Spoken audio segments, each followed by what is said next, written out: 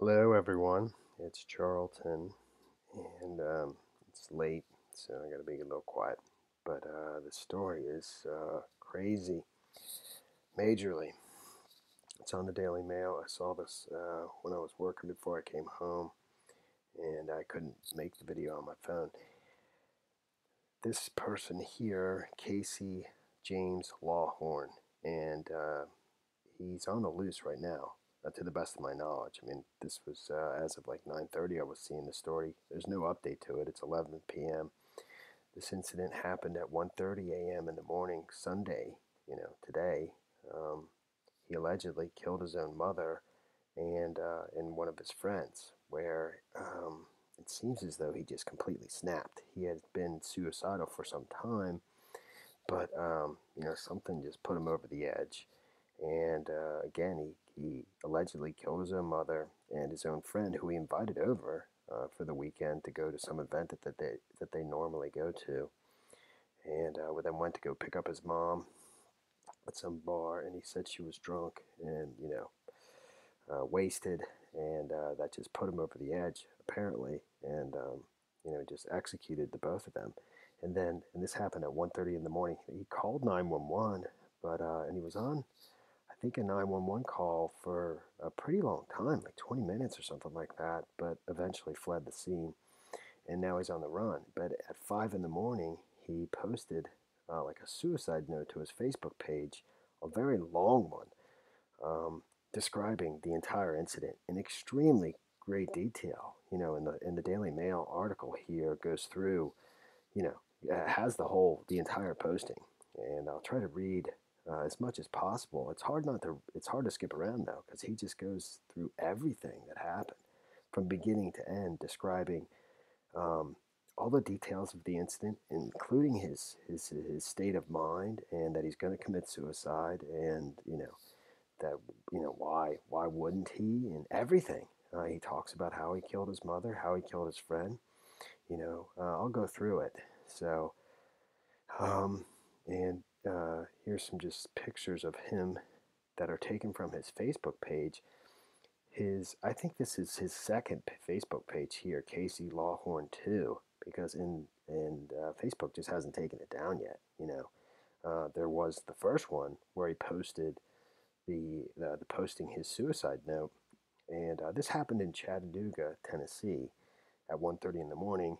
And when he wrote the suicide note at 5 in the morning, he claimed to be on Route 59, I-59, south in Mississippi, on the side of the road. And I think he says his car broke down, so, and that he was going to commit suicide. But he's still at large, so, to the best of my knowledge.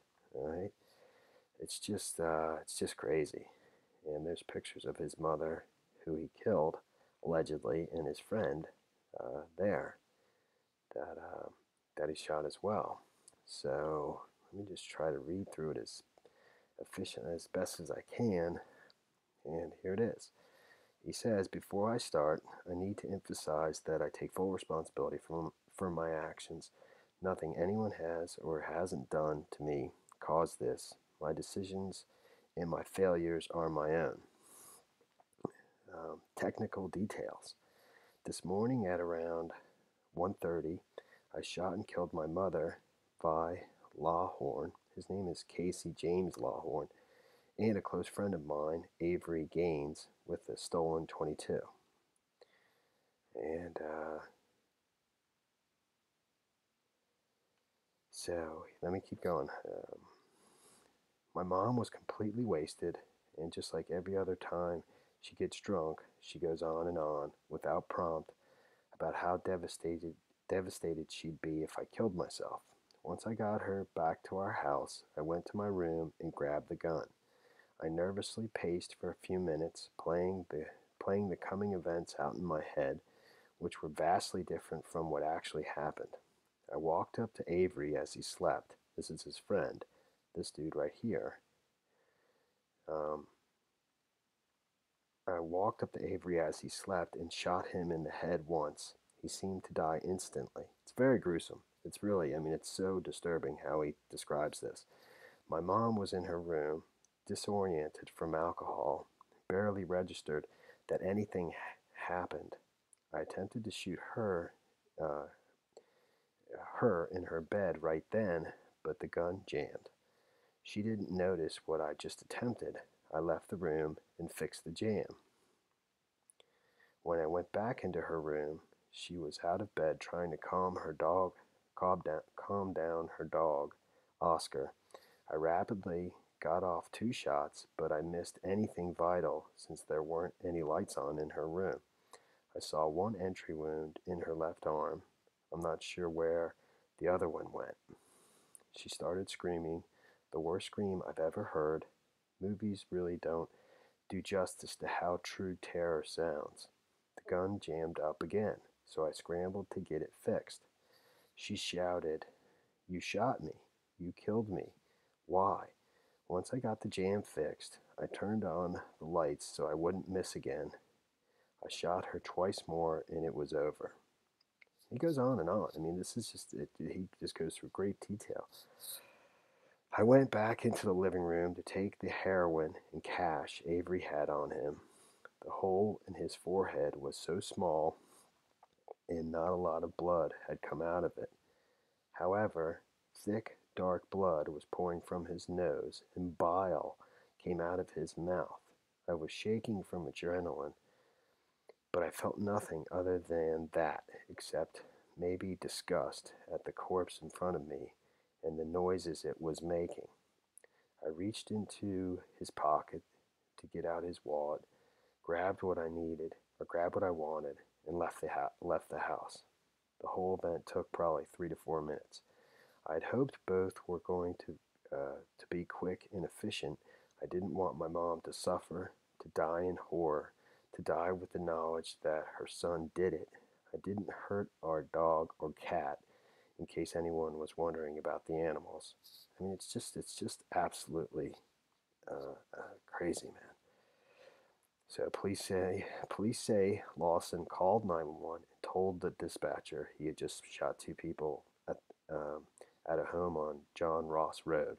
That's in Chattanooga, Tennessee, but fled the scene before cops arrived. And here he's continuing on Facebook.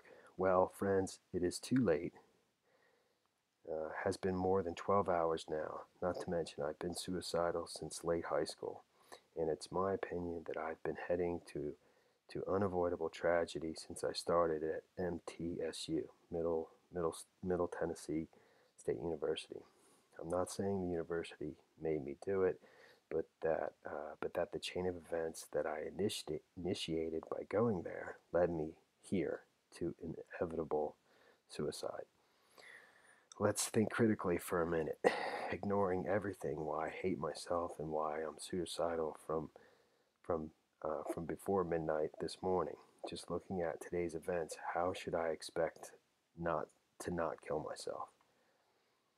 Surely any normal person would wish death on themselves after doing what I did, seeing what I saw, hearing what I heard, and and and all that's waiting on me is life in prison or maybe the death penalty. If I would get the death penalty, then I should definitely kill myself. Otherwise, I'm just wasting tax dollars on lengthy legal processes. Even without being executed, just wasting away in prison sounds awful. And also a horrible use of state money. And who would look forward to life in prison? It's just insane. It just goes on and on, man. It's not funny. I'm just saying. When I read this before, I couldn't believe.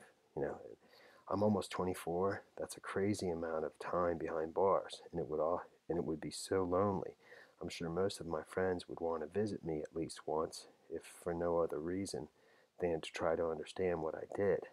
But that first year, I can't imagine I'd have any weekly visitors, not even family, or perhaps especially not family. I'm not trying to say people don't care about me. I know a lot of you do. It's just that people in general don't keep up a habit of going to visit a friend in prison. Life carries on for everyone else.